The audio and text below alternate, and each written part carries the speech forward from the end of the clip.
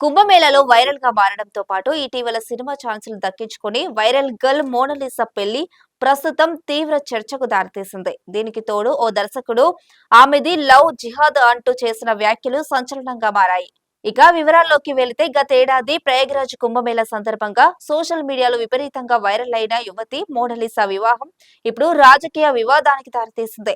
Mona Lisa ఒక ముస్లిం వ్యక్తిని వివాహం చేసుకోవడంపై చిత్ర దర్శకుడు సనోజ్ మిశ్రా తీవ్ర అభ్యంతరం వ్యక్తం చేశారు. ఆదివారం ఖర్గోన్లో మోనాలిసా కుటుంబాన్ని కలిసిన అనంతరం ఆయన మాట్లాడుతూ ఈ పెళ్లి వెనుక పెద్ద కుట్ర దాగి ఉందని, ఇది స్పష్టంగా లవ్ జిహాద్ ని ఆరోపించారు. హిందూ మహిళలను ప్రలోభపెట్టి మత మార్పిడి చేయడమే లక్ష్యంగా ఇలాంటి వివాహాలు జరుగుతున్నాయని ఆయన పేర్కొన్నారు.